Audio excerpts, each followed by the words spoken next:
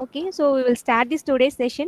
I welcome you all for the second day of 5 days faculty development program on artificial intelligence sponsored by AICTE Training and Learning from 24th August to 28th August 2020. Today's first session is about Bayesian networks and decision theory, which will be handled by Ms. M. Kartiga. I feel immense pleasure to introduce our speaker. Ms. M. Kartiga, presently working as an assistant professor in computer science and engineering department of Banari Amman Institute of Technology. She has done Bachelor of Computer Science and Engineering from Bharat Niketan Engineering College and also done ME from Kongu Engineering College and currently pursuing PhD degree from Anna University, Chennai. Ms. M. Kartika has published research papers in many international journals having high impact factor. Her research interest includes big data analytics, IoT, and data mining. So it's time to hand over the session to our today's expert.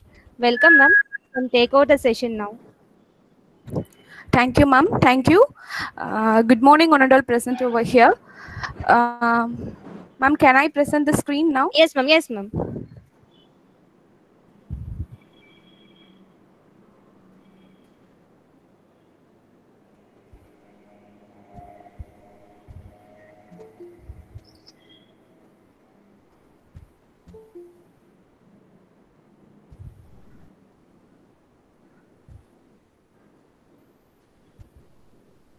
Ma'am, is my screen visible? Yes, ma'am.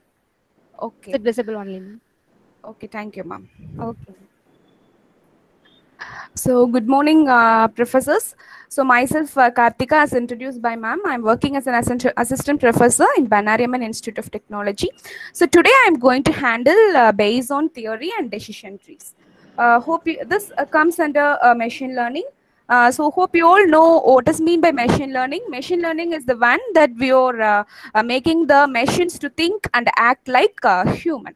So machine learning is categorized into two major categories: supervised learning and unsupervised learning. In supervised learning, the machine learning uses the training data to classify something. So it completely works depending upon the training data. And unsupervised learning, here we won't be having any training class labels and all. The machine itself, depending upon the patterns, features, and similarities, it try to classify the things. Okay, that is unsupervised learning. I don't want to go in deep about supervised and unsupervised and all. So these Bayesian theory and decision tree comes under supervised learning only. So under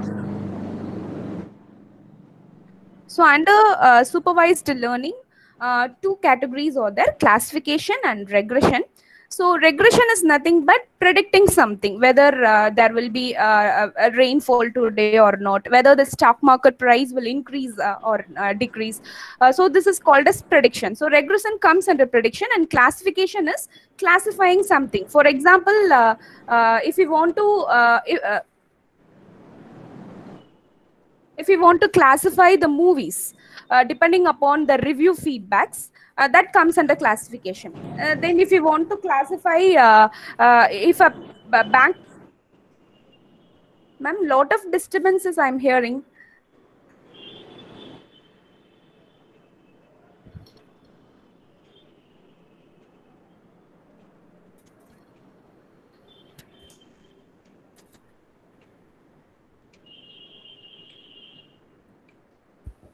Participants, kindly mute your mic.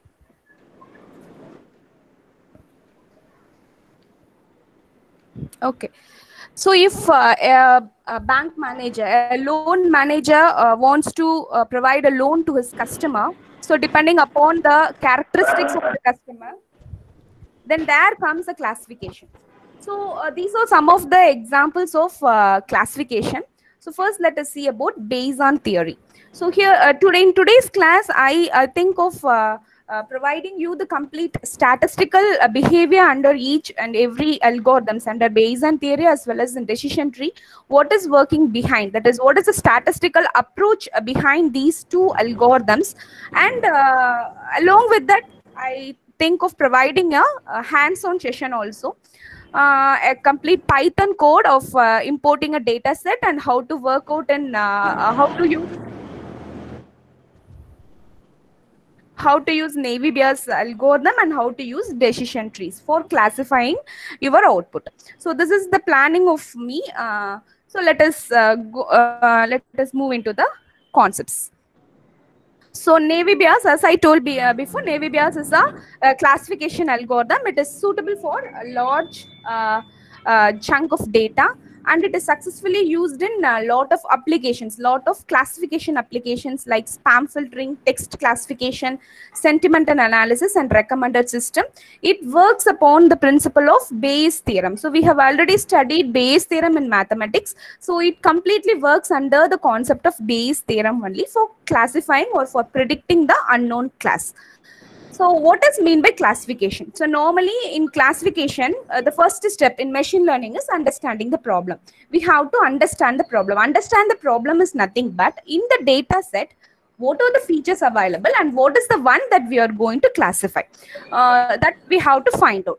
So a lot of features, lot of attributes will be there in the data set. In that data set, which are the features that you are going to select for classifying a particular thing. So that is the exploration of the data set. That comes under exploration of the data set. So features are nothing but it is the attributes that affects the results of the label. So what are the attributes that we have to choose accordingly to classify a particular label? So that is called as a features. In case of loan distribution and all, the bank manager will identify the customer's occupation, income, age,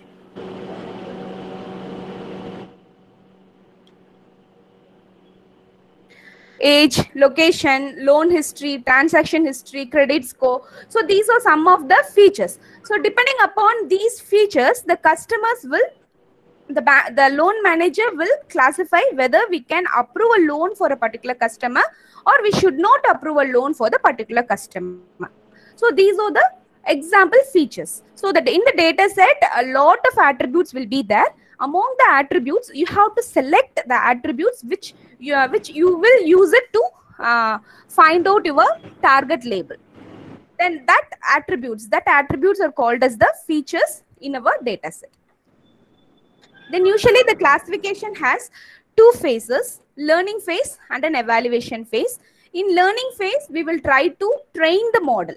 We will use any algorithms like any classification algorithms, Navy Bayes, decision tree, SVM, neural network, lot of algorithms are there. In those algorithms, we will use some algorithms to train our classifier. So after training our classifier according to our data set, we will evaluate it. Evaluate is nothing but we will give a similar data set to the one that we have used for training. We will give a similar data set and we will test how our classifier is working or how is our performance of a classifier.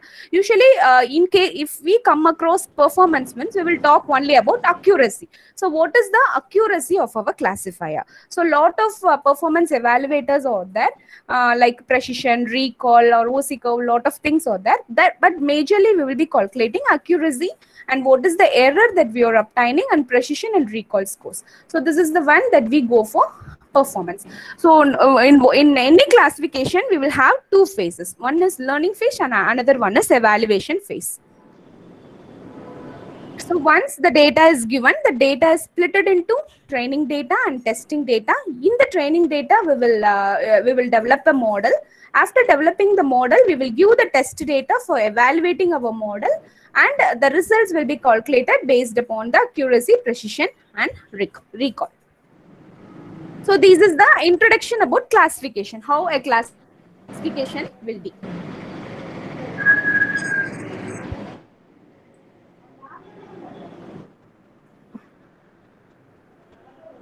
Next, Bayes theorem. Bayes theorem is a supervised learning algorithm, and it is the first accurate and reliable algorithm. So it can work on large data sets, and the major thing that we have to note about Bayes theorem is it will consider the features independently. It won't consider the dependency of the features. It will consider the features independently only. So that is the major thing that we have to concentrate about Navy Bayes. So it assumes that the effect of a particular feature in a class is independent of other features. So we won't be considering the dependency of the features. We will consider each feature independently only. So though the features are interdependent upon each other, for example, if we take the loan approval system, here if we consider for a customer, the age, income, occupation, everything is interdependent only. Though these features are interdependent, here in Bayes' theorem, we will consider it independently only. We won't be considered as dependent features. We will consider each and every feature independently only for classifying our target label. So that's why we call our Bayes theorem as naive Bayes theorem. So this assumption of considering the features independently is called as class conditional independence. So let us take an example. So this is the hypothesis that whether a particular customer will purchase a computer or not. So this is the hypothesis, and the features that I am taking is whether a 35 years old customer earning $40,000 with credit rating fair, whether he will buy a computer or not. So this is the hypothesis that I am going to take. So I told before that Bayes theorem works under the Bayes algorithm works under the concept of Bayes theorem that we have studied mathematically. So the formula for Bayes theorem is P of h by x is equal to P of x by h into P of h divided by P of x. So this is the Bayes theorem. So Bayes theorem is nothing but it finds the probability of an event occurring, finds the probability of an event occurring, that is finds the probability of whether the customer will buy a computer or not. Okay, given the probability of another event that has already occurred. So probability of whether a customer of 35 years old and a credit rating is fair with $40,000 income have purchased a computer. So that is the probability of the event that has already occurred. So depending upon that occurred event, Bayes theorem will find the probability of the event that is going to occur for some other data set. So that is called as the Bayes theorem. It finds the probability of an event occurring given the probability of another event that has already occurred. So the formula is P of h by x is equal to P of x by h into P of h divided by P of x. So P of h by x is nothing but it is called as the posterior probability of h. So this is the one that we are going to find. So posterior probability is nothing but, for example, probability that the customer will buy a computer if we give the age, credit rating and income. Okay, if we give the details of the age, income and credit rating, we are going to find out the probability that the customer will buy that computer or not. So that is called as posterior probability. So for finding P of h by x, what are the one that we need to know? P of x by h, P of h and P of x. P of h is nothing but our hypothesis, our prior probability hypothesis. What is our hypothesis? Whether the customer will buy a computer. That is our hypothesis. We won't be considering about the age, credit rating, income and all. The probability that the customer will buy a computer or not, regardless of age, credit rating and income. So that is the hypothesis, prior probability of h. Then P of x by h is nothing but the already occurred event. That is a customer with 35 years old having fair credit rating and earns $40,000 have already bought a computer. So that is the posterior probability of x. So this is the posterior probability and this is the hypothesis. And P of x is nothing but the input that we are going to give. That is the customers, what is the age of the customer, credit rating and what is their earning. So this is the probability. So depending upon P of h, P of x by h and P of x, we will predict P of h by x. So this is the working of Bayes theorem. So when we see an example, you will understand very clearly. So how naive-Bayes classifier works. So here I have taken two examples. One example is a weather data set is given, and from the weather data set, we are going to predict whether the players would play the sports or not. Okay. Another one is the computer example. The given the details of the customers, and depending upon the details of the customers, you are going to classify whether the customer will buy a computer or not. So that is the two examples that I have taken today. So first, let us see the weather condition data set. Here, according to our formula, we need to calculate what? We need to calculate posterior probability of H. We have to find out.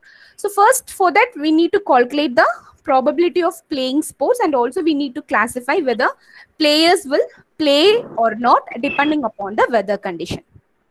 Okay, so the first approach I'm going to take is I'm going to consider only a single feature. Single feature is nothing but only one column is there, only a weather condition will be there. So depending upon the weather condition, I'm going to classify whether the player will play a sport or not.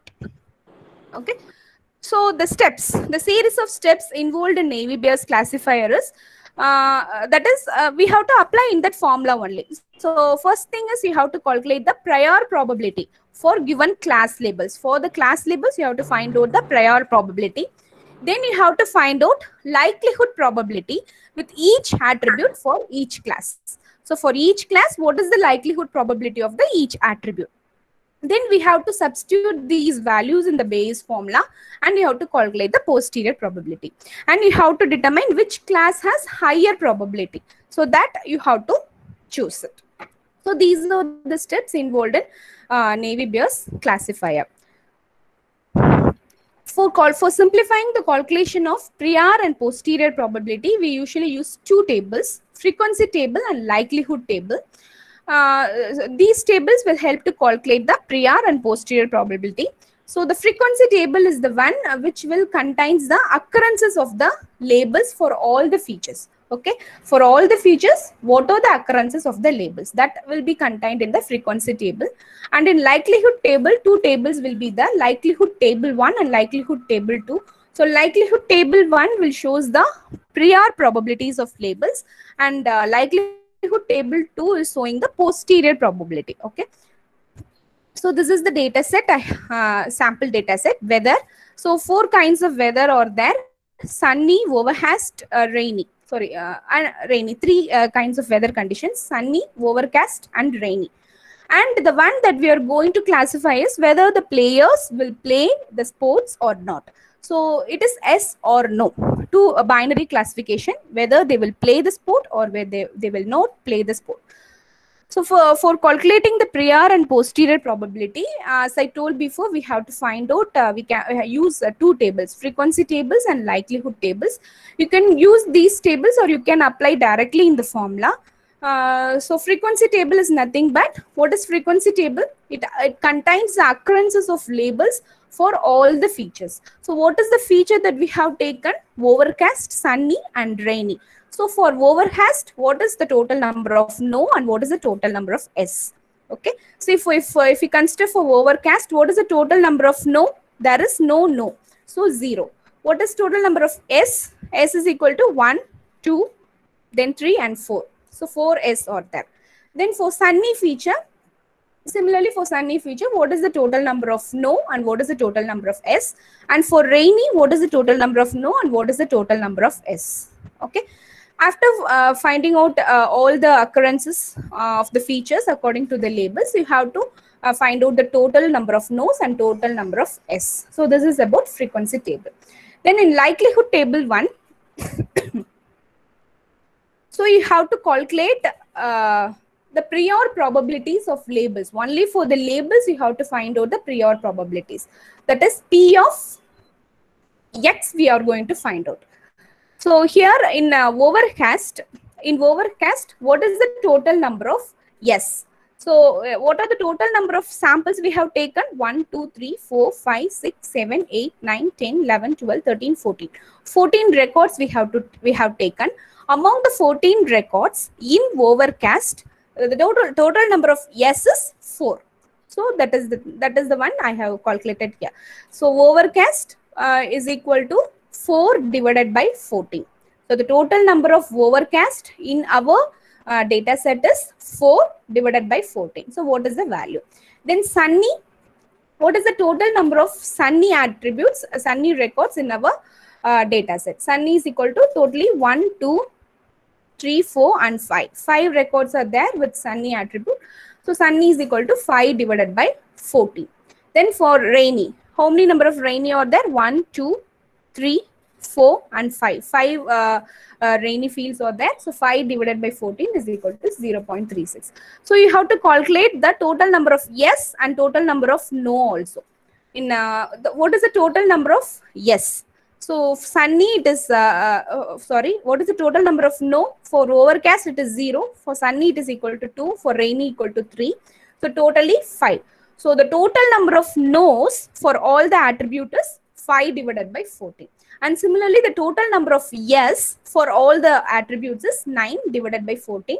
What is the value? So this is the likelihood table 1. And likelihood table 2, here we will be calculating the posterior probability. Posterior probability is nothing but for each and every feature. If, for example, if we consider Overcast, what is the total number of Overcast available? What is the total number of yes available? In the total number of yes, how many yes occurred in Overcast? So that is calculated here. So in Overcast, the total number of yes is 9. The total number of s is 9. Among the total number of s, how many s occurred in Overcast? So in Overcast, only 4 s occurred. So 4 divided by 9. Similarly, what is the total number of no's here? 5 is the total number of no's. So among the total number of no's, how many no's occurred in the Overcast? So in Overcast, there are no no's. So 0 divided by 5 equal to 0. So that is the posterior probability. Here we will be calculating the prior probability. And here we will be in likelihood table 2, we calculate the posterior probability. Okay. So after finding out this frequency table and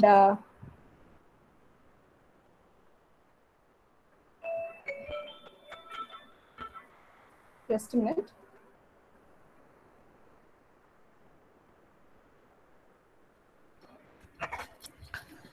We have to apply in our formula. So what is the one that we are going to find? We are going to calculate the probability of playing when the weather is overcast. This is the one that we are going to find out.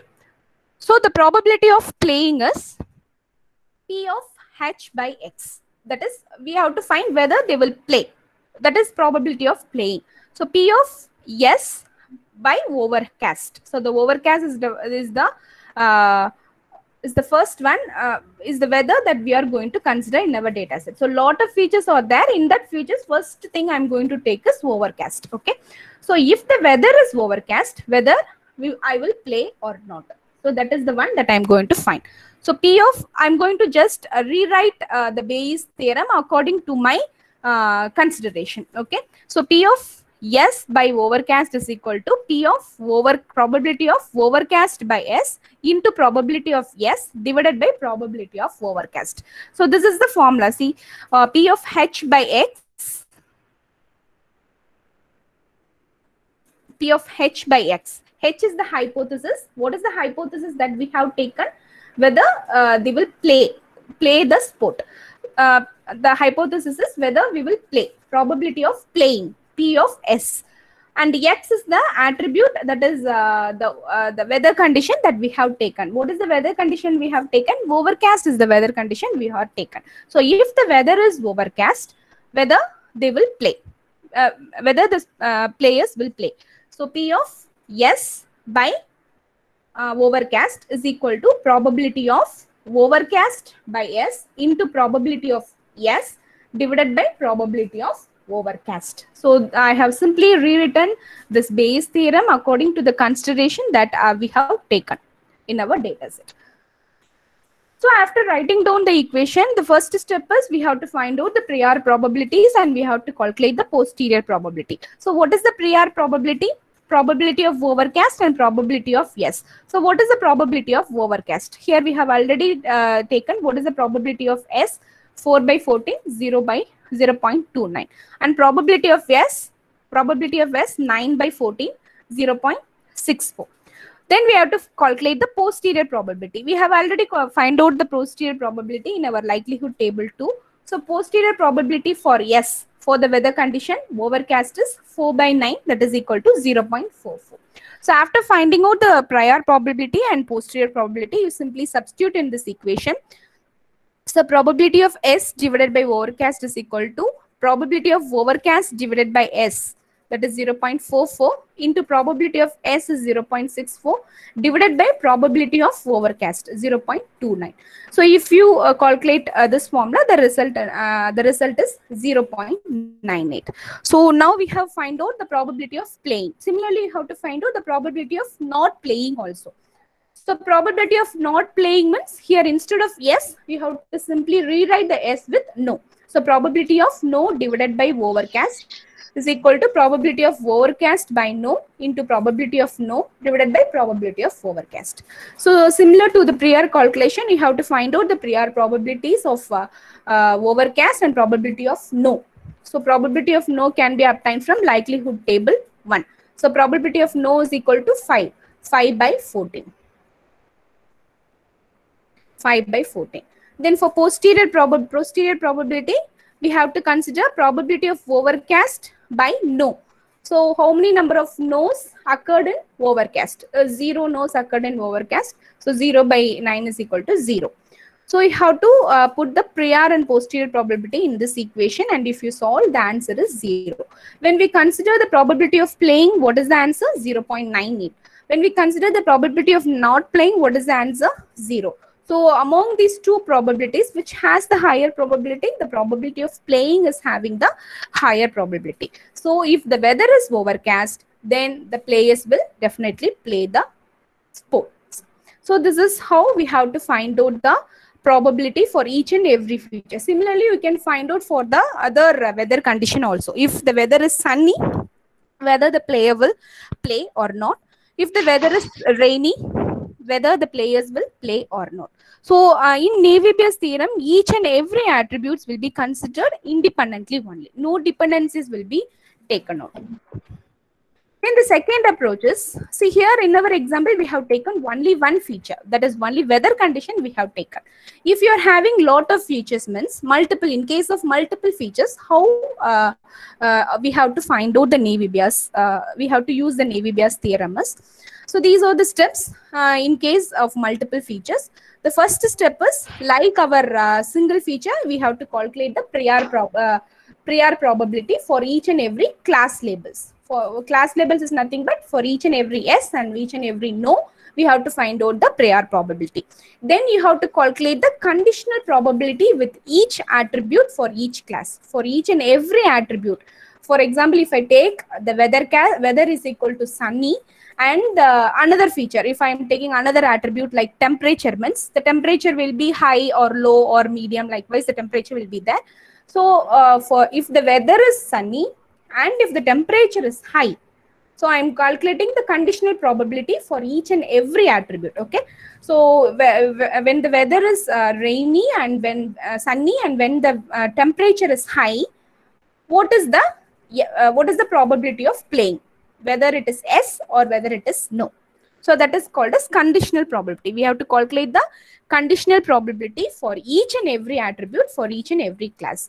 Then we multiply the same class conditional probability. Then we multiply the prior probabilities with step 3 probability. Then we will be seeing which class is having higher probability. So let us take the example.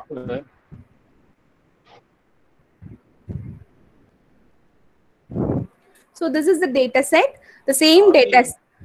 Hello.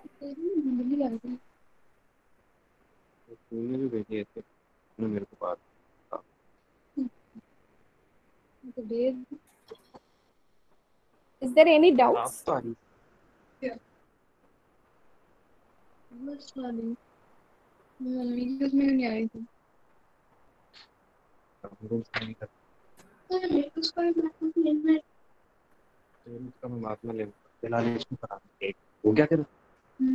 Excuse me.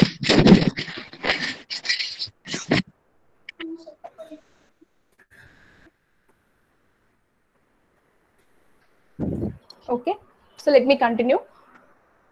So I have added another feature like temperature feature. So in weather we have taken sunny, overcast and rainy, and in temperature hot, mild and cool. So these are the three attributes that I have taken in temperature feature. Then the class label is same, whether we will play the sports or not. So that is the class label. So first we have to find out the probability of playing. Here the attribute that I have taken is whether the weather is overcast and the temperature is mild. So in our previous example, we have considered only the weather. If the weather is overcast, whether the players will play or not. That is the one that we have taken as an example for single feature. Here for multiple feature, we have to consider both the features, both the weather as well as temperature we have to consider. So depending upon the both, I have to predict whether the players will play the sports or not. So a lot of records are there in weather and lot of categories are there with temperature. So in weather category, I have taken overcast, and in temperature category, I have taken mild. When the weather is overcast and the temperature is mild, whether the players will play or not. That is the one that we are going to calculate. So first, probability of playing. Similarly, we have to find probability of not playing also. So for probability of playing, here we are having two features, no? So two features we have taken. So we have to rewrite our Bayes theorem equation according to it. So probability of play equal to yes, and when weather equal to overcast and temperature is equal to mild. Okay. So that is equal to probability of weather equal to forecast and temperature equal to mild by play equal to yes divided by probability of play equal to s. So this is the first equation, and for finding out this posterior probability, I have written this as a second equation. Probability of weather equal to overcast, temperature is equal to mild, and play equal to s is equal to, I have written this separately. So probability of overcast by s and probability of mild by s. I have written this posterior probability as a separate equation. I have just simplified and written over here. So first, calculate the prior probabilities. What is the total number of yes? So in our example, we already know the total number of yes is equal to 9. So 9 divided by 14 is equal to 0.64. Then you have to calculate the posterior probability. That is, what is the total number of yes for overcast? So the total number of yes for overcast is 4 by 14, that 4 by 9, that we have already calculated. So I have just written 4 by 9, this is equal to 0.44. Then what is the total number of yes for temperature is equal to mild? For temperature equal to mild, what is the total number of yes? 1, 2, 3, and 4. So total number of yes for temperature is equal to mild is 4. So 4 divided by 9 is equal to 0.44. So we have calculated the posterior probabilities. Then you have to substitute in equation number 2. So when we substitute here 0.44 into 0.44, it is equal to 0.1936. So that is the posterior probability. So here we have find out P of weather equal to overcast, temperature equal to mild. What is the total number of play equal to yes? That we have find out. The answer is 0.1936. And we have already calculated the prior probability. That is the probability of play equal to yes. What is the answer? 0.64. So if you simply multiply this both, you can obtain your hypothesis. That is whether they will, what is the probability of playing when the weather equal to forecast and temperature is equal to mild. So the probability is 0.124. Similarly, you have to find out for probability of not playing as well. So here we have to, instead of yes, we have just substitute no. No. And you calculate the prior probability for no. So prior probability for no is equal to, what is the total number of no's? 5. Total number of records is 14. 5 by 14 is equal to 0.36. Then posterior probability. So what is the total number of no for weather equal to forecast, and what is the total number of no for temperature is equal to mild? So for weather equal to forecast, the total number of no's is 0. 0. So 0 divided by 9. And for total number of no's when temperature is equal to mild is 2. See here, total number of no when temperature is equal to mild. So mild, here 1 no and here 1 no. So total number of no's is 2. So 2 divided by 5 is equal to 0.4. So we have calculated the posterior probability. Substitute in equation number 4. So the answer is 0 into 0.4 is equal to 0. Then you have to substitute in the third equation. So we have calculated this probability of weather equal to overcast, temperature equal to mild, and play equal to no. So we have calculated this. What is the answer for this? It is equal to 0. Then what is the probability of no? 0.36. So 0 into 0.36 is equal to 0. When considering both, probability of playing, the answer is 0.124. Probability of not playing is 0. So depending upon these two, which is having higher probability, the probability of playing is having higher probability. So we can come into an intuition that when the weather is overcast and the temperature is mild, the players will have the probability of, the players will definitely play. So similarly, we can consider for each and every category of the weather and each and every category of the temperature. This is the weather example that we have taken. So in weather example, I have shown you for a single feature how we are calculating the probabilities, and for multiple features how we are calculating the probabilities. Similarly, I have taken another example. So this is also a multiple feature example, the example that we have seen before, whether the customer will buy the computer or not. So this is our hypothesis. So what are the features that I have taken? Age, income, student, and credit rating. So these are the 4 features that I have taken. So this is also a multiple feature, multiple attributes classification. So for each and every attribute and for each and every combination, we have to find whether the person will buy a computer or not. Okay.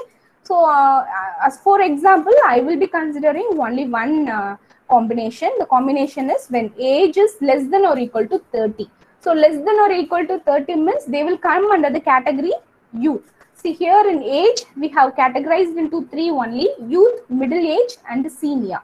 So youth will come under the category of age less than or equal to 30. And when age greater than or equal to 30 and less than or equal to 50, they will come under middle-aged category. And when age is greater than 50, they will come under the category of senior. Okay. So here I have given in a categorical manner, and if we given in a numerical manner, we will represent the age like this only. So when age is less than or equal to 30, and when income equal to medium, and when student equal to yes, and credit rating equal to fair. So this is the combination I have taken. So in each and every possibility of the combination, you have to find out. Okay. So this is the combination that I have considered: when age less than or equal to 30 and income equal to medium and student equal to yes and credit rating equal to fair, whether the customer will have the probability of buying a computer or not buying a computer. So the class labels of, what are the class label? No and yes or the class label. So the class label 1 is probability of buys computer equal to yes. So what is the total number of S? Total number of records is 14. Among the 14 records, the total S is 1, 2, 3, 4, 5, 6, 8, 9. 9 records are there. So 9 divided by 14. What is the answer? Then the probability of buys computer equal to no. Okay. So how many no's are there? 5 no's will be there. 1, 2, 3, 4, 5. 5 no. So 5 divided by 14 is equal to 0.357. So this is the prior probability for the class labels. Okay. P of C1 and P of C2 we have found out. Then for each and every combination, for age, for each and every attribute, you have to find out buys computer is equal to S or no. That is, we have to find out P of X by H no. So for each and every X, yes, X we have taken 4 attributes: age, income, student, and credit rating. For each and every attribute, you have to find out whether they will buy a computer or not.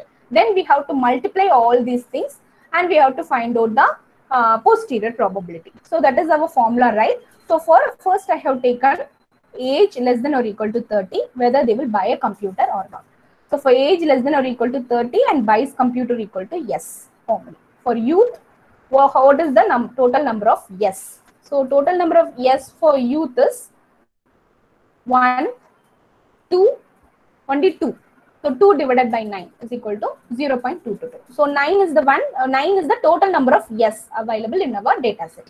The total number of yes is 9 and total number of no is 5. So here we have to consider only the total number of yes. So when age equal to youth, the total number of yes is 2 by 9, that is equal to 0.222. Similarly, when age less than or equal to 30, buys computer equal to no. Total number of no's is 3 divided by 5 is equal to 0.600. So we have find out P of X by H for the attribute age. Then we have to find out P of X by H for the attribute income. So here the income we have considered as medium. So when income equal to medium, what is the probability of yes, whether they will buy a computer or whether they will not buy a computer. So when income equal to medium, what is the total number of yes? When income equal to medium, the total number of S is 1, 2, 3, 4. 4 S are there. So 4 divided by 9. Similarly, when income equal to medium, what is the total number of no's? Okay. Then for student equal to yes, what is the total number of yes? For student equal to yes, what is the total number of no? Okay. Then when credit rating, for credit rating equal to fair, what is the total number of yes? And when credit rating equal to fair, what is the total number of no? You have to just calculate from the example and you can write it. So after finding all the P of X by H independently, we have to multiply all these things. So probability of X buys a computer equal to yes. This is the one that we have to find, P of X by H. That is P of X by H now. That is the one we have to find out. So you have to multiply all the yes for each and every attribute. That is for age less than or equal to 30 and income equal to medium and student equal to yes and credit rating equal to fair. So you have to multiply all the yes. Similarly, probability of X buys a computer equal to no. You have to multiply all the no's. We have already find out all the no's. P of age less than or equal to 30 and buys computer equal to no. What is the answer? 0.600. And P of income equal to medium, buys computer equal to no. What is the answer? 0.400. Then P of student equal to yes, buys computer equal to no. What is the answer? 0.200. And P of credit rating equal to fair and buys computer equal to no. What is the answer? 0.400.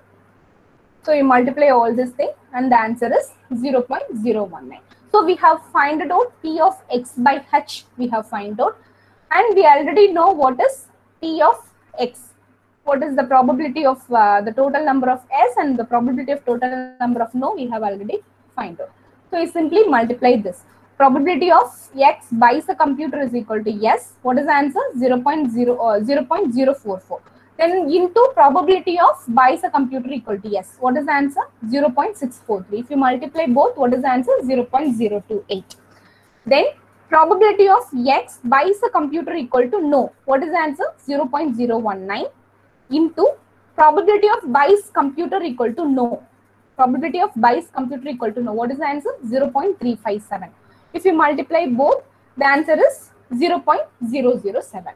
So we have find out for two possibilities, whether they will for buying a computer equal to yes and for buying a computer equal to no. So from these two answers, which is the highest one?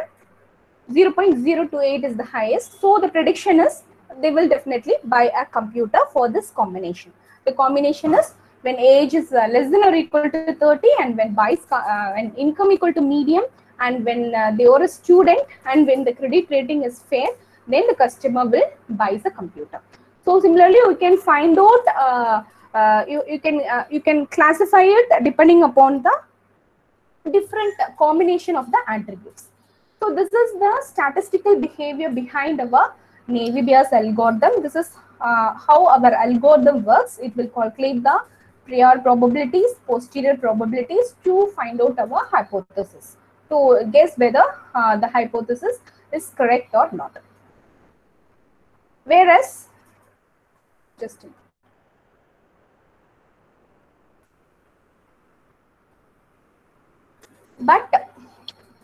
But actually when we go for coding and all, we won't be concentrating upon these stuffs and all, how to calculate the prior probability, posterior probability and all. In Python, packages will be there for Navy Bayes. If simply we can use that package for finding out the Navy Bayes classification. We won't be concentrating upon the prior probability and posterior probability and all, but this is the statistical method that works behind Navy Bayes. If you want to develop by scratch, you can use this concept and you can work out for your data set. The concept is We have to find out the prior probability and posterior probability, and for determining our hypothesis. You have that formula. Bayes theorem is the major concept behind our Navier-Bayes algorithm. You can use those methods one by one, and you can code by yourself for finding out our Navier-Bayes classification. But in Python, a simple a library, a simple package, we can import a simple package for using this Navier-Bayes algorithm. So let me explain how it works in Python. I'm going to show you the coding part. So for that, the editor that I'm going to take today is Google Colaboratory. Hope you have worked under the Google Colaboratory. So this is an IDE that I will use it frequently for working in with machine learning stuffs. So Google Colaboratory comes with Google. So simply you can download, simply you can just add it to your account. You can go to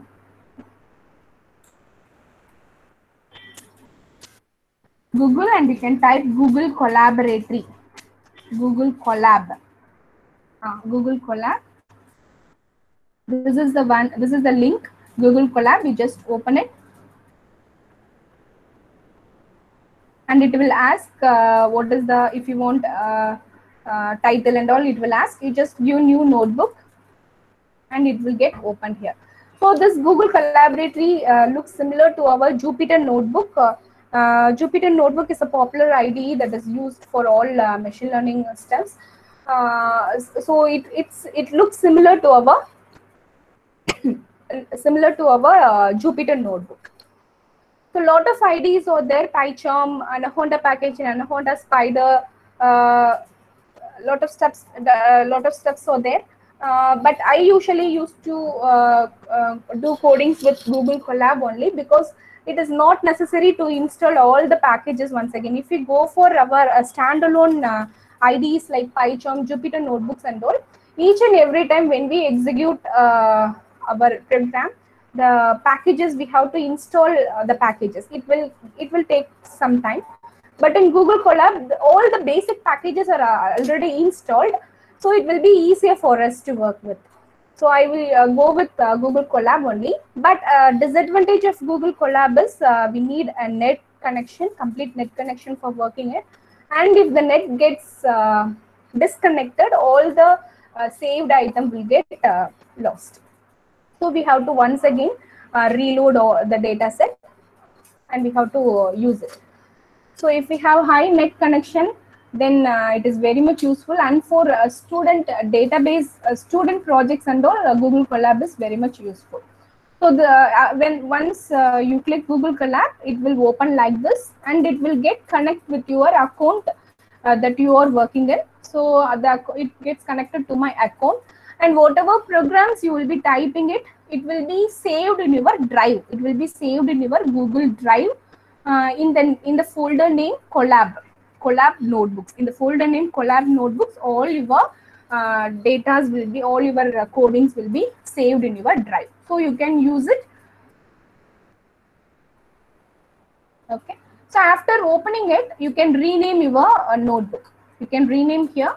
Then for working out, you have to just connect to your drive. If you click connect means, it will allocate and it will connect to your account. Okay. So already I have connected over here. So after connection, it will show like this. It will show a tick mark. It is connected a RAM and it is connected with a disk with our Google Drive. So here I will be renaming it.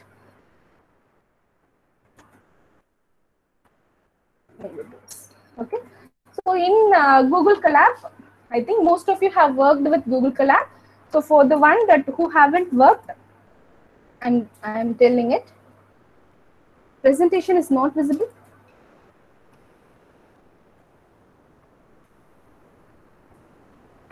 Yes, ma'am. Your screen is visible, ma'am. Is it visible, ma'am? Yes, ma'am. Yes, ma'am. Okay, ma'am. Thank you. So two tabs are there: code tab and text tab. So the text is used for typings and documentation purpose. For example, it is my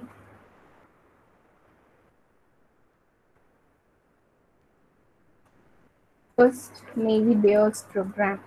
So this is for documentation. The text is for documentation. You can select and bold the text, or you can enlarge the text. So this is the output of the text document is visible over here. It is visible down. Okay. If you don't want this text, you can simply delete it. Okay. And coding part. So this is where you will type the coding, and for executing it, you will simply click this run cell. If you click the run cell, it will get executed, and the result will be displayed down. Okay, now let us start our first Navy Bears program.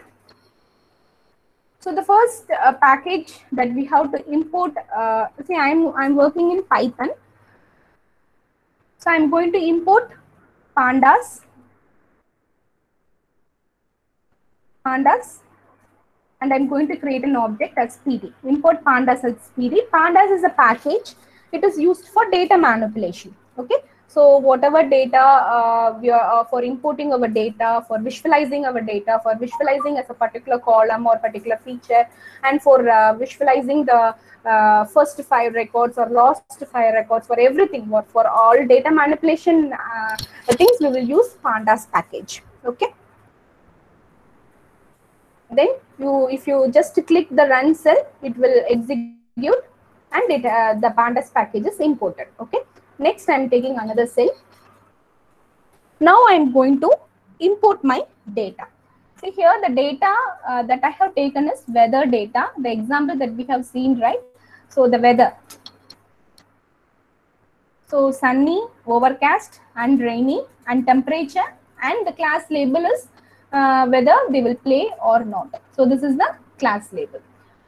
So this is the data set, and I will save this data set as a CSV file.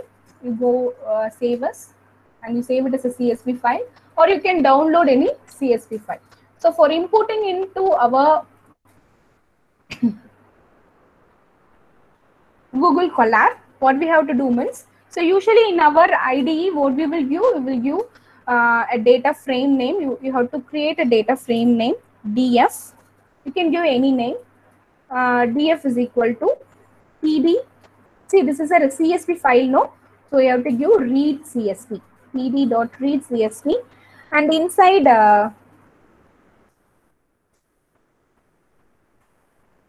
here you have to give the link. So wherever your data set is present in your machine, in your PC, you have to give the path of your data set here.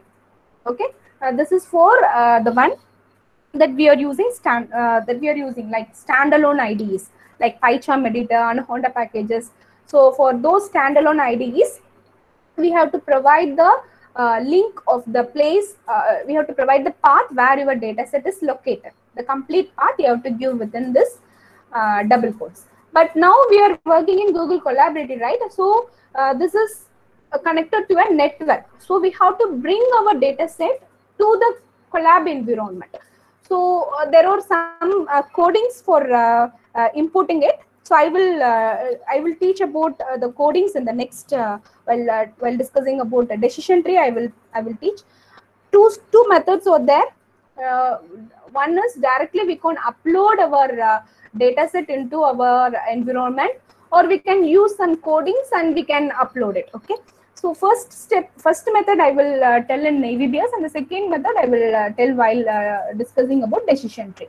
So simply you click the folder icon present in the left corner, and here sample data will be there. So here some sample data, the data that I have used will be displayed, and there are 3 dots in the sample data, right? In the right corner there is 3 dots. So just simply click it and you click upload.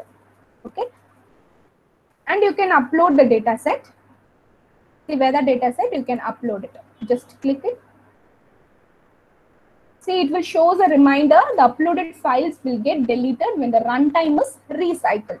You just click OK. This is the one I have told before. Once you shut down your system, or once the network gets disconnected, the data set will be lost. You have to once again upload your data set. That is the drawback of Google Colab.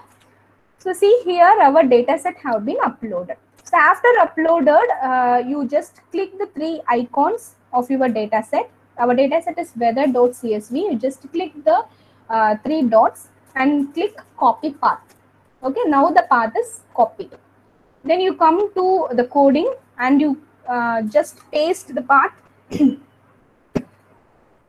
between the quotes. Okay.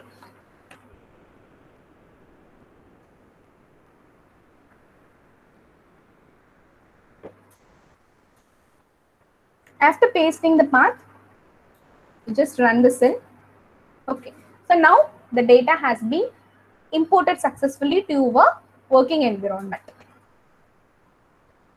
Next, I need to check whether the data is uploaded correctly or not, isn't it? So for that, you can simply type df. See, the data set will be displayed. Since it is a small data set, it is displayed completely. It is displayed. If it is a large data set, means it will take some time to display all the data set. So instead of simply giving df, you can give df.head, head off. So df.head function will return only the top 5 records of your data set. If you give df.tail, means see, first 5 records will be displayed. If you give df.tail, means tail, T-A-I-L. Tail means it will display the last 5 records. Okay. So this head and tail and all will used when our data set is big, when our data set is large. So here in my data set, I have taken only 12 records, so it is a very small data set. Okay. So now we have imported our data set. So the next thing is you have to apply your Navier-Bayes algorithm. We all know that machine learning works good for numerical data only. So here in our data set, all our attributes are in string format, right? So all are in string. So all the data set, if the data set is in numerical format only, our machine learning algorithms will work good. So we have to do some pre-processing of converting the string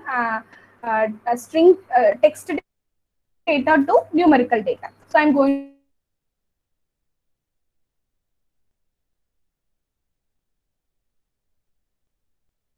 to use a package sklearn. From sklearn is a package.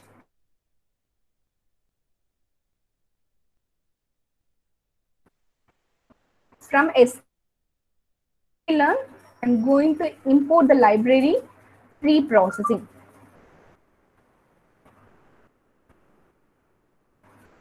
Just a minute.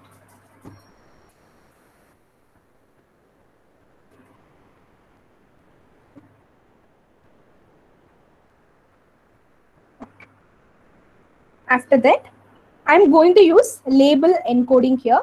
So two types of encoding are commonly used, label encoding and one-hot encoding. So label encoding, what will do means, depending upon the category, it will assign some number. See here, what are the categories we are having? Sunny, overcast and rainy. 3 categories are there with weather. Okay. So sunny, overcast and rainy. So which will comes first? O will comes first. So for overcast, it will give a number 1. And for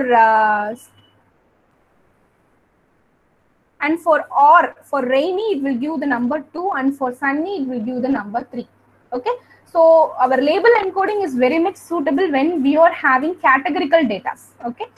See here, it is completely categorical data. So whether we are having 3 categories, and temperature we are having 3 categories, and play we are having 2 categories. So I'm using label encoding. So depending upon the category and from for alphabetical order, the label encoding will give a number. Okay. And one-hot encoding, it won't give a number directly. It will give a number in the form of an array in case of one-hot encoding. So since our data set is categorical data set, I'm going to use only label encoding. So label encoder is present in our library, in our package pre-processing. So pre-processing, I'm going to create an object for label encoder. Label encoder. So I'm going to create an object in the name LE. LE is equal to pre-processing dot label encoder. Okay, after creating it, I'm going to convert each and every feature present in my data set. That is, I'm going to convert the weather feature, I'm going to convert my temperature feature, and I'm going to convert my play feature to a numerical format. So what is the attribute name? Weather. What is the attribute name? Temp. What is the attribute name? Play. Okay, remember it. First, I am going to convert my attribute weather. So the syntax for that is LE. LE is the object that we have created for a label encoder. LE dot fit underscore transform.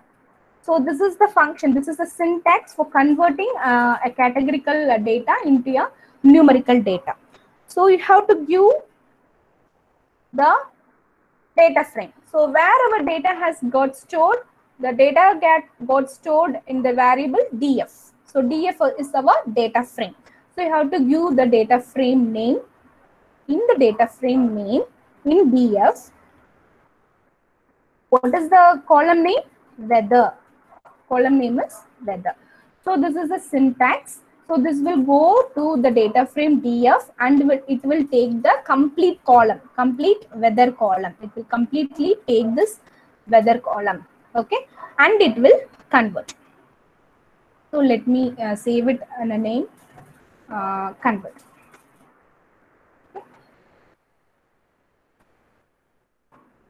Okay, it has converted. So now if you want to view it, you can simply print and see. Print, convert. See, 22010221201. So all the weather has been converted. I think 2 has been assigned to sunny, and 0 has been assigned to overcast, and 1 has been assigned to rain. Okay. So instead of storing it in a separate data frame convert, I'm going to replace it in my data set itself. So I'm going to replace in my data frame df itself. Okay. So for that, simply I'm going to give the data frame and the column name weather. Okay. So now after converting the categorical data, it will go and replace it in the data frame itself, in our data frame itself. Okay. So if I print df, the weather column alone gets converted numerically. See, the weather column alone gets converted numerically. So similarly, you can convert for the temperature field as well as for play field also. Same thing. Just copy the line.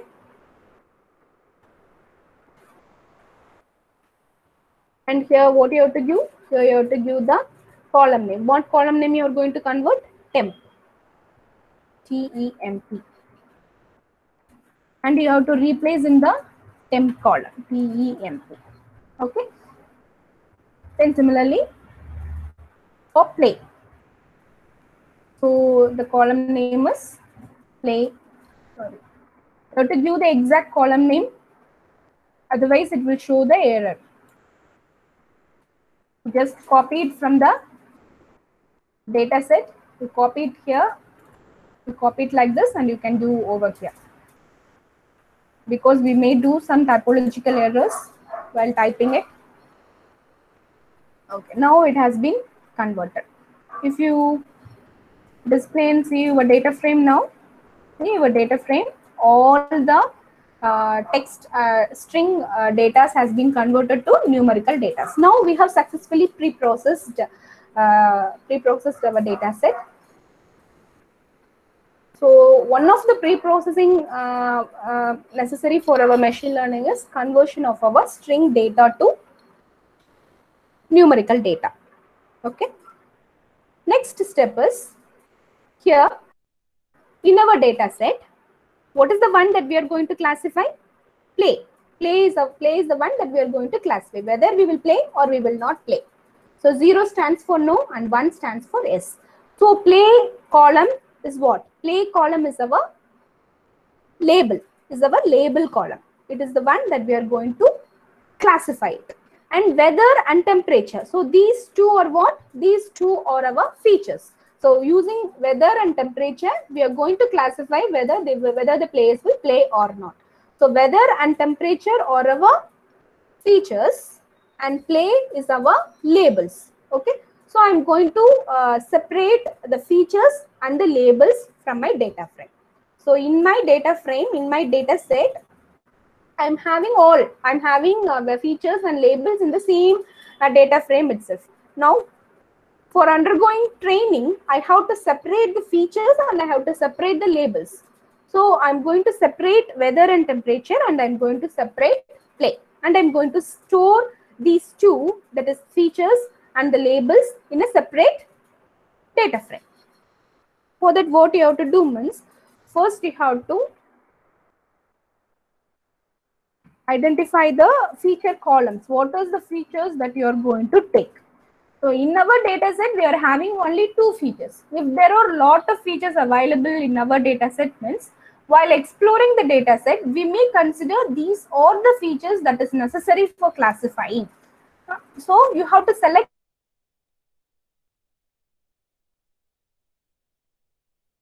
features. I'm going to just choose all the features. So I'm going to select weather and temp.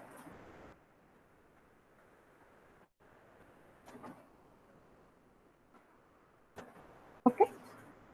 Then I'm going to save these features under the data frame, X. Feature columns. Okay, so I have chosen the feature columns weather and temperature from the data frame, and I'm going to save it in the data frame X. So what X now contains? X data frame will contain both columns weather and temperature. Then Y contains the label column. So what is the label here? In the data frame play, only one column is there. This is our label column. So df.play, this particular column alone gets stored under Y data frame. So now Y data frame contains what? Y data frame contains our labels, and X data frame contains the features. Okay, you can print and see X. You just run the cell, then you can print and see both X. If I print X, only temperature and weather gets displayed, and similarly if you print Y, only the play column gets displayed. Okay, so finally we have splitted our features and labels. Next step is I'm going to take training data and testing data. We need both, no? We need training data. Training is for training the model, and testing for evaluating the model.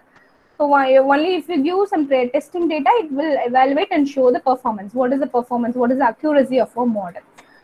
So for splitting the data set into training and testing, a package is there in sklearn. I'm going to import it from sklearn.model selection. I have to import train test split function. Okay, so this train test split function will automatically split your data set into training and testing part. Okay, here in my data set 12 records are there. So this 12 records is automatically gets splitted into training record and testing record. You can use train test split function, or you can use manual function. So manually you can use training data and testing data, separate data you can also use. After importing the train test split function, the function is train test split. You have to train test split what? You have to train test split the features and the labels. You have to give the feature columns and the label data frame. Then you have to give the test size. The test size is 0.30. I have given 0.30 means 30% of the data is considered for testing and 70% of the data is considered for training. Okay. Then you have to give random state. Random, you have to give any number for random state. Okay. Random state. So this is the 4 attributes necessary for your train test split function. One is the features, another one is the label, then the test size, then the random state. Okay. Then you have to save these train test split answer in Xtrain, Xtest, Ytrain, and Ytest. Okay, so our complete features and labels will get splitted according to the test size 0.30 and get splitted and saved in the data frame Xtrain. So this is for training, Xtrain, training features, and Xtest will contain training labels. Then Ytrain will contain,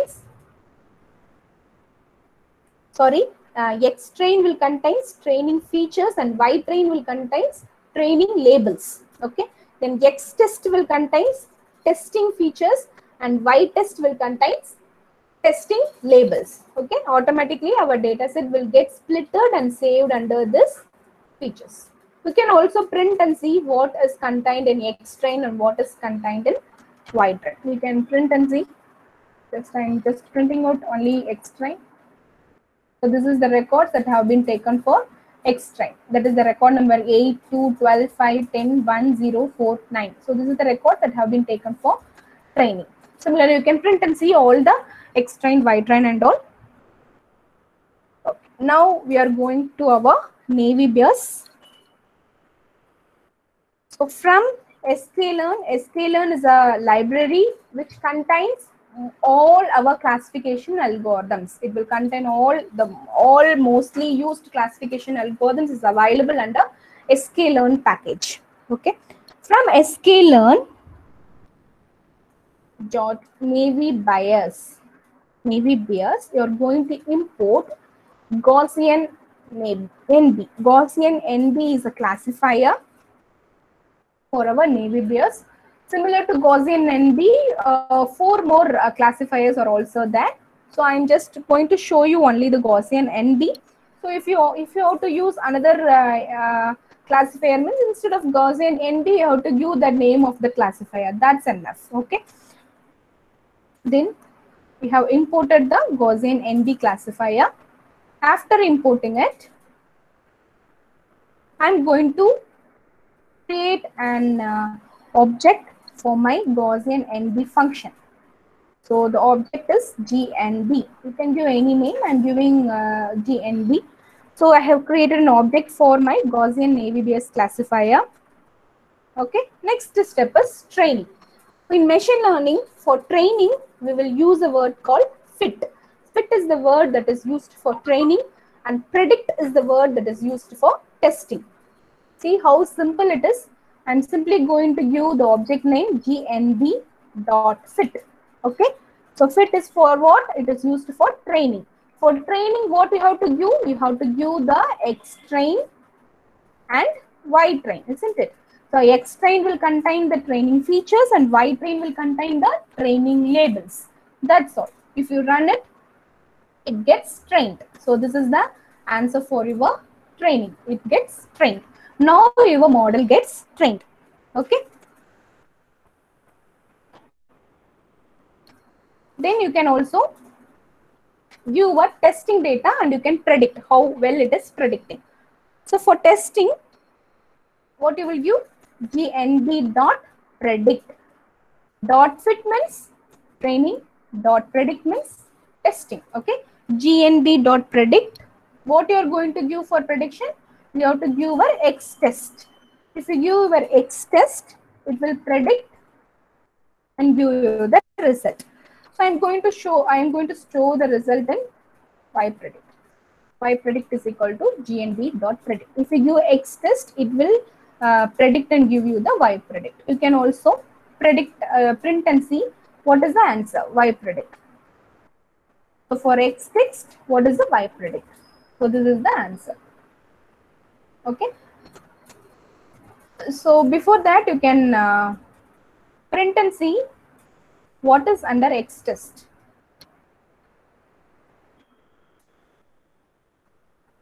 What is under X test? So in X test, record number 3, 7, 11 and 6 are taken. So let us go and check. For record number 3, what is the answer? It has given 1. Okay. For record number 3, what is the answer? Let us go and check. For record number 3, it is given the answer no. And for record number 7,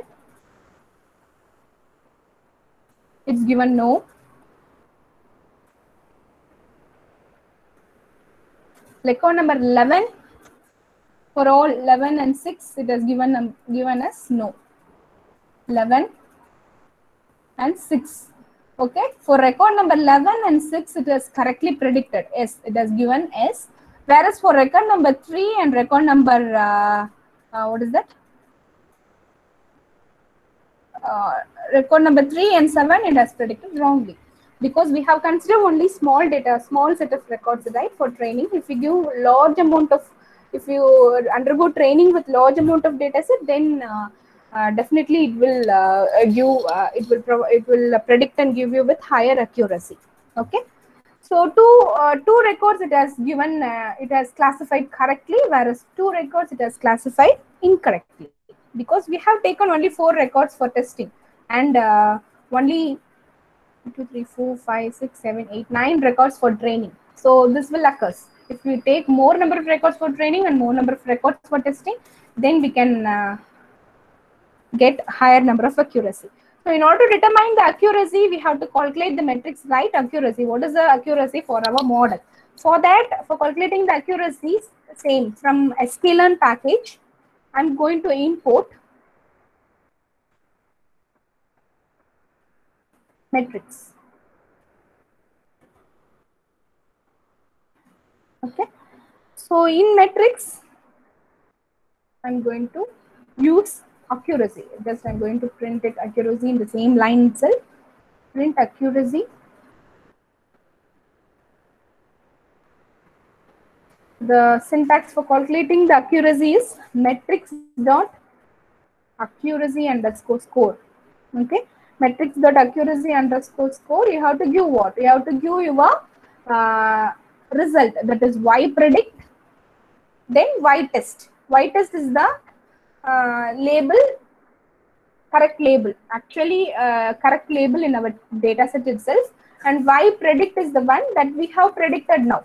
So we have to compare both. What is our actual result and what is the one that we have predicted.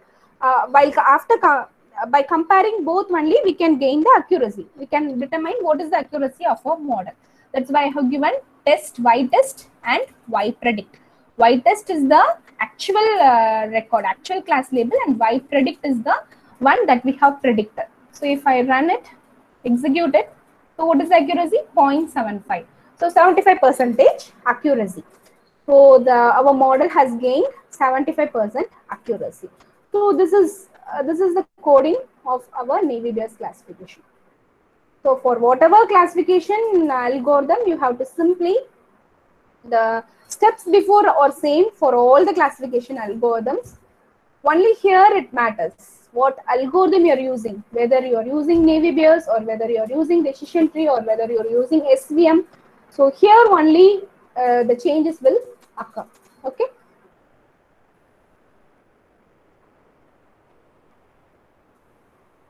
So similar to, I have used Gaussian NB classifier, right?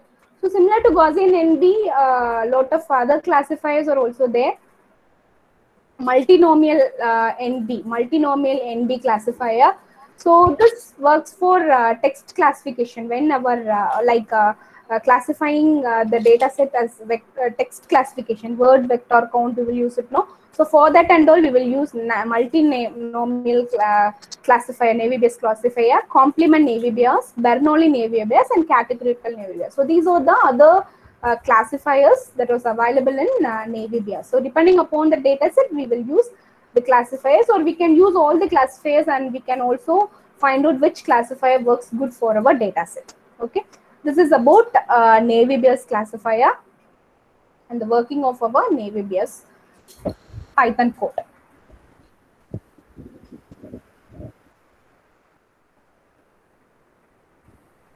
Okay, now let us quickly see what is mean by decision tree, and we will also discuss the coding related to decision tree also. So decision tree also comes under supervised classification algorithm, and it is used for both classification and regression also. We can use for both. CART algorithm is there, CART. It is a decision tree algorithm. It works both good for both classification and regression problems.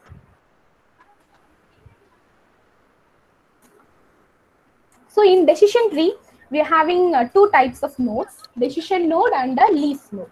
So decision node will specify the choice of an attribute, whether it should be splitted or not. So that decision is called as a decision node, and leaf node will indicate the result of our classification. See, for example, this is the first decision node, employed. If I am employed, if employed equal to yes and employed equal to no. If employed equal to yes, income is the next decision node, whether income equal to high or income equal to low. If income equal to high, I will approve the loan, or if income equal to low, I will reject the loan. So approve and reject is our leaf node. Here no more splitting will occur. Then if employed equal to no, then I will go for another decision node like credit score. I will compare the credit score. How much is the credit score? If the credit score is high, I will approve the loan, and if the credit score is low, I will reject the loan. So here this splitting takes node. That node is called as a decision node. And finally, this is the label. This is the class label. This is the one that we are going to classify, whether we have to approve it or we have to reject it. So this is called as what? This is called as a leaf node. Okay. So this is another example. So the terminologies in a decision tree are root nodes. Root node is it represents the entire population of this entire population, and it will get splitted into one or more decision nodes. Splitting, you know what is mean by splitting? Splitting is dividing a node into two or more subnodes. And decision node is when a subnode splits into further subnodes, then that node is called as a decision node. And leaf node or terminal nodes that do not split. The nodes that do not split is called as a leaf node or terminal node. Okay. Then you know what is mean by parent and child and all. So this is the root node and decision node. So if a node contains a children, then that node is called as a parent node. And if it doesn't contain any children, then that nodes are called as a child node. And if we take a particular branch or a subtree, that is called as a subtree of a decision node. Okay. So this splitting function, this splitting of a node takes place depending upon a attribute selection process. Okay. So depending upon the attribute selection process only, we will split the nodes. So let us see with an example. For example, I am going to take whether a candidate has to choose a job offer and want to decide whether they will accept the offer or not. For solving this problem, first the decision node will start with the salary. What is the salary the job is offering? And depending upon the salary, I'm going to give a decision node here. If the salary is between 50 to 80,000 means, then I will choose the location, whether it is near to my home. If it is near to my home, and I will also take a two decision whether a cab facility is available. If it is not near to my home, then I will decline the offer.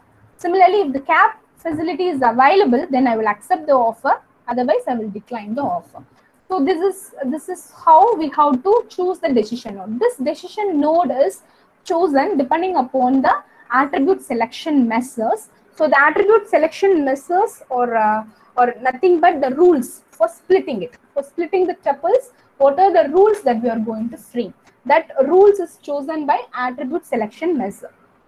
Two popular methods are there, information gain and Gini index. So let us take an example and see how these methods works. Okay. So this is the sample data set I have taken. The same data set that we have taken before. Outlook, what is the temperature? What is the weather temperature? So instead of weather, I have taken outlook and temperature and humidity and windy. So depending upon the four attributes, I'm going to decide whether I'm going to play tennis or not. Okay. So first step is I'm going to choose the Entropy. Entropy is nothing but information gain. Information gain, depending upon the attribute selection as information gain, I'm going to choose the decision node. Decision node is the one that undergoes further splitting. Okay. The first step is you have to compute the entropy. Entropy for the data set entropy. For this complete data set, you have to calculate the entropy. I will say you the formula for calculating and all. Then for every attribute, for each and every attribute, you have to calculate the entropy for all other values, entropy A. Then you have to calculate the average information entropy for the current attribute. The attribute that you have chosen, no, for that attribute, you have to find out the average information entropy.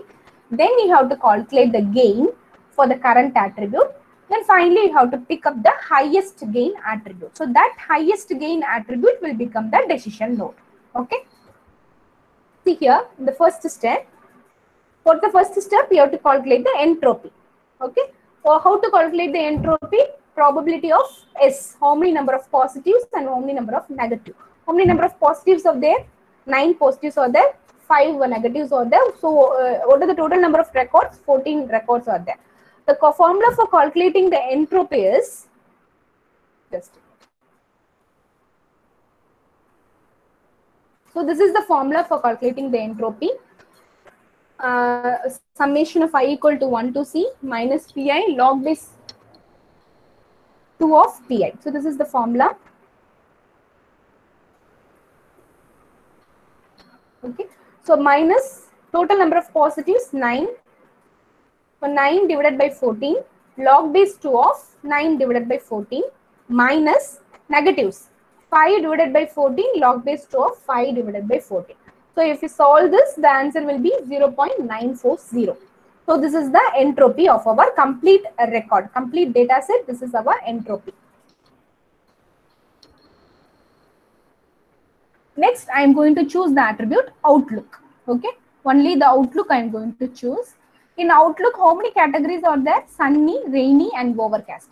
So, I am going to split my data set according to the category. First, for sunny and play tennis, and outlook equal to rainy, play tennis. Outlook equal to overcast, play tennis.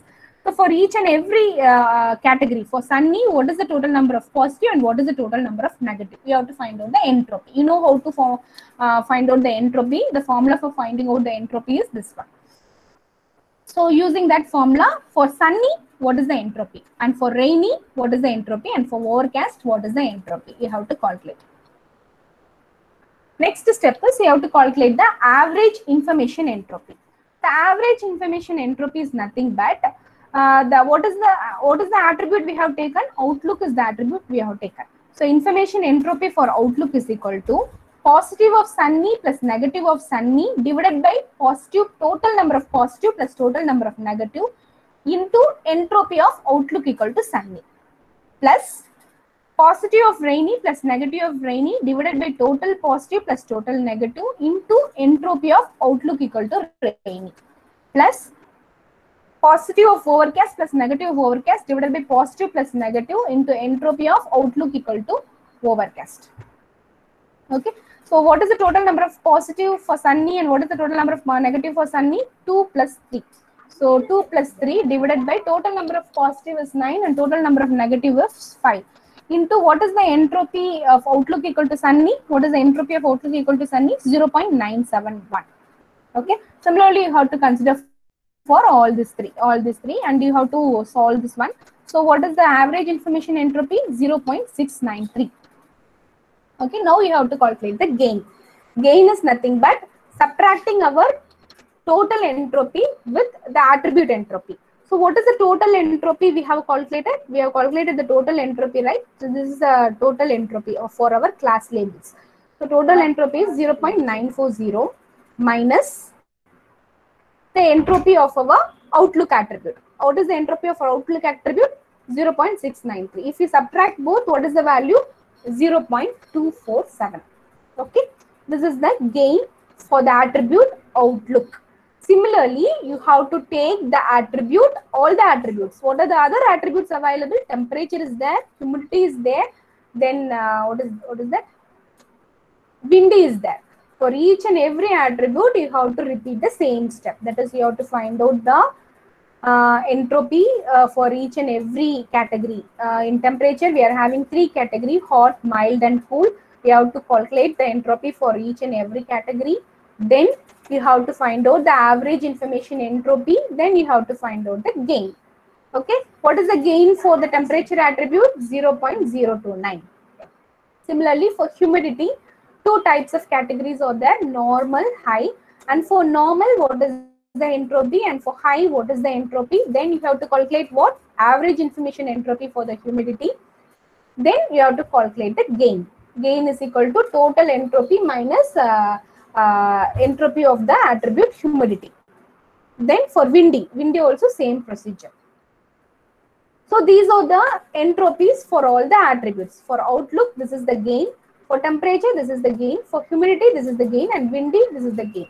Among these 4 gains, which gain is higher? Outlook is higher. 0.247 is higher. So outlook attribute becomes our root node. Outlook attribute becomes our root node. So this is how you have to choose the decision node. Now outlook attribute is chosen as the decision node. In outlook, how many categories are there? Sunny, overcast, and rainy. Okay. For sunny also we are having yes and no. And for overcast, we are having only yes. See if you see.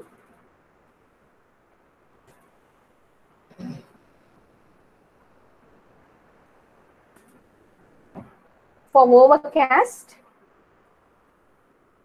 in overcast, we are having only yes. We are not having no. So this becomes the final leaf node for the overcast attribute. Okay. Then for rainy, for outlook equal to rain, also we are having yes and no. So here also we have to undergo further splitting. And here also we have to undergo further splitting. So now outlook has been selected as the root node. And this for finding out this decision nodes also, we have to use the same procedure, the procedure that we have used before. Now outlook becomes your overall entropy. So we have to calculate the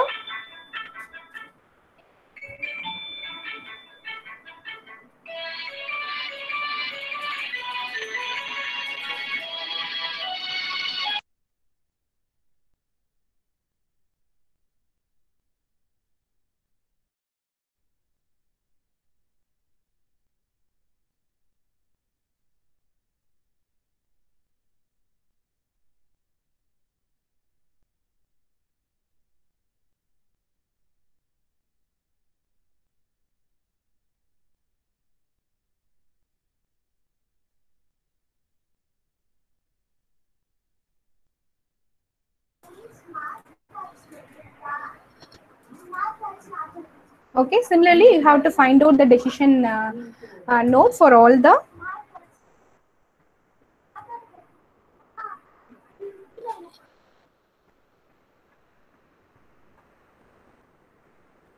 attributes. So this is our final decision tree. So this is how you have to find out the decision node. For finding out the decision node, you will use the attribute selection method. Here I have used the information gain. Instead of information gain, there is a separate method for calculating Gini index also. So Gini index also works similarly to our information gain, but the formula only differs. So for information gain, we will use the entropy formula, right? For similarly for gain also, Gini index also, we will have a separate formula. Let me show the formula. So this is the formula for finding out the Gini index. Okay. Then if we come for coding part,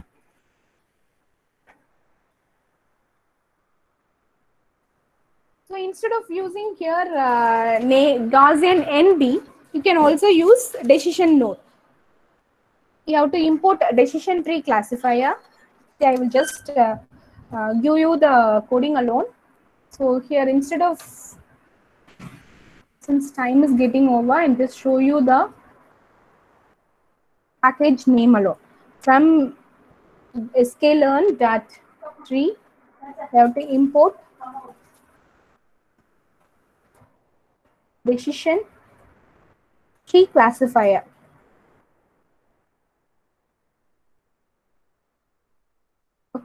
Then same thing only.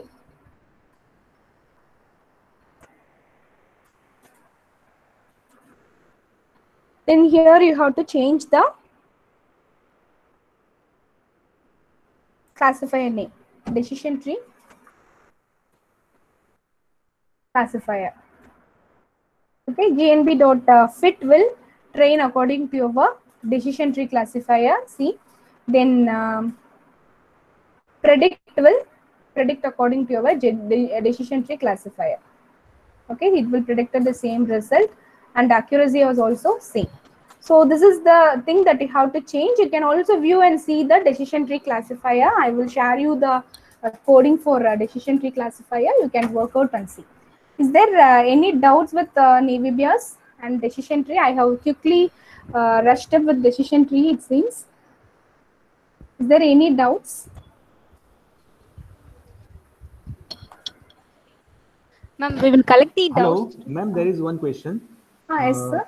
Yeah, in Navy-based classifier, we have gone through the discrete data. But Yes, if sir. suppose we get the continuous data, because generally when we extract the features, those features, many times the features will be the continuous one, and we will be working with the statistical features. So where the Yes, sir. numbers, where we will be having numbers. So in those Yes, sir. cases, what will be the difference? So Navy-based classifier works good for categorical discrete data only, sir. For Okay. continuous data, it will work, but we can't gain much accuracy for continuous data. It will work good for categorical data only. Okay, but if suppose if we want to implement it for the continuous data, then how should we calculate those conditional probabilities and all that? Hello, sir. I can't get you. Hello. If suppose we Yes. go for the continuous data, then how should we calculate those conditional probabilities and everything? Because in discrete data, we can very easily go through the data and we can find out. Means suppose whenever we are calculating manually, then what we should do for continuous data? So I have told about the Python coding right now, sir. So whatever may be the data, if we just give you the package name, that will calculate and say it automatically, sir. So is it like as we are using the Gaussian NB, so Gaussian Yes, sir. function is Instead of used for the Gaussian NB. calculation of the conditional probabilities?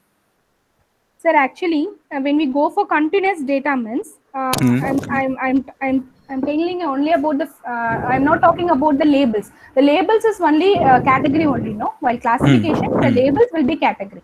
Yes. Only the features will continuous, isn't it, sir? So Yes. it will, for whatever may be the data, it will give you the results, sir. So I have just shown you an example for categorical data. It will work for discrete data also. Okay, fine. Okay.